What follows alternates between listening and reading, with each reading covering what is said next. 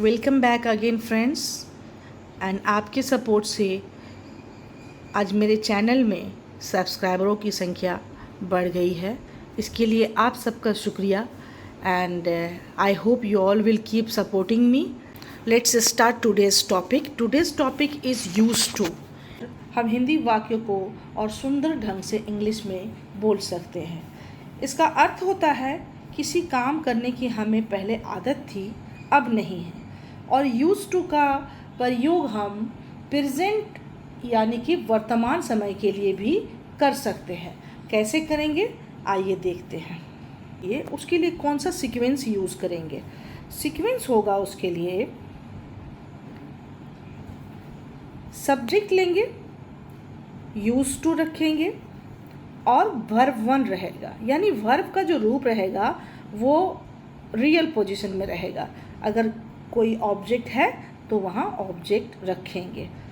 आइए स्टार्ट करते हैं।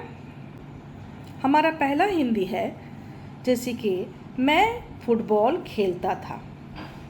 इस हिंदी वाक्य से पता चलता है कि मैं खेलता था यानी पहले यहाँ क्या है, हिडन है या फिर सामने भी ये वाक्य में रह सकता है। मैं पहले फुटबॉल खेलता था या मैं फुटबॉल खेलता था। तो उसकी इंग्लिश बनेगी यूज टू के प्रयोग के साथ I use to play football. Next Hindi है, वो पहले पटना में रहता था या वो पटना में रहता था। उसकी इंग्लिश होगी he use to live in Patna.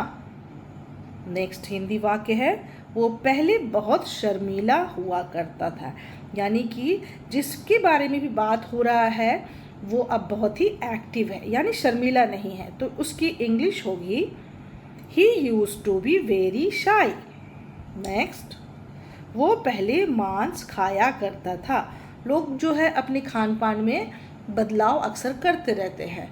कुछ लोग मांसाहारी होते हैं, बाद में शाकाहारी हो जाते हैं। तो ऐसे वाक्यों के लिए इंग्लिश बनेगी they use to eat meat. तो subject use to verb one के साथ जब हम पास्ट की बात करेंगे, भूतकाल की बात करेंगे, तो यहाँ हमारा हिंदी वाक्य इंग्लिश में इस तरह से बदल जाएगा। आइए नेक्स्ट पेज की ओर चलते हैं। अब ये हमें बताता है कि क्या करना होगा इसको समझने के लिए कि जब हम सब्जेक्ट यूज टू और नाउन के साथ जब किसी हिंदी वाक्य को इंग्लिश में बदलते हैं तो उसका अर्थ हो जाता है कि हमें अब आदत हो गई है। ठीक है, उसको कैसे समझेंगे आइए हिंदी वाक्यों के साथ समझते हैं। हमारा पहला हिंदी वाक्य है, वो पहले एक व्यापारी था। तो इस वाक्य से हमें से पता चलता है कि कोई भी व्यक्ति जो पहले व्यापारी था शायद अब नहीं है। तो उसकी इंग्लिश होगी he use to be a trader. तो यहाँ पर ट्रेडर जो है आप देख रहे हैं, ट्रेडर नाउन है। ओके, नेक्स्ट हिंदी वाक्य है, वो पहले बेकार थी, यानी कि किसी लड़की या स्त्री के बारे में बात हो रही है। वो पहले बेकार थी और शायद अब नहीं है। तो उसकी इंग्लिश होगी she use to be useless. Next है, उसके बाल पहले लंबे हुआ करते थे, अब शायद उस महिला या लड़की ने बाल कटवा लिया है। She use to have long hair. हमारा सब्जेक्ट होगा और वर्तमान सेंटेंस जब बनाएंगे यूज टू के साथ तो उसके साथ इज, एम या आर। पास्ट की बात करेंगे तो वाज, वेयर और वर्ब इंग होगा। वर्ब क्या होगा हमारा, वर्ब इंग होगा। इसको वर्ब फोर भी कहते हैं, लेकिन वर्ब इंग से आसानी से समझा जा सकता है। आइए शुरू करते हैं। हमारे हिंदी वाक्यों के साथ इसे समझते हैं कि वो किस रूप में रहेगा और वहाँ पर हम इस सीक्वेंस का प्रयोग करेंगे। हमारा हिंदी वाक्य है कि मुझे जल्दी चलने की आदत है। मतलब क्या है कि मुझे जल्दी चलने की आदत है, मैं धीरे नहीं चल सकती। ठीक है, उसकी इंग्लिश होगी I am use to walking quickly.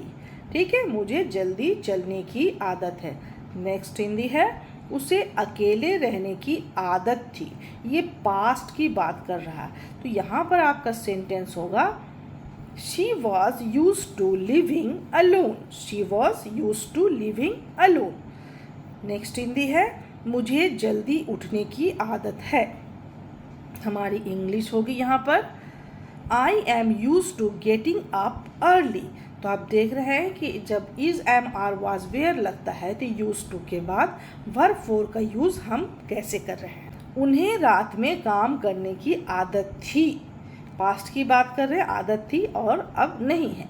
तो हमारा यहाँ इंग्लिश बनेगा, सॉरी यहाँ देयर ना हो करके दे वेयर होना चाहिए, प्रिंटिंग मिस्टेक है, पर दे होगा, THEY।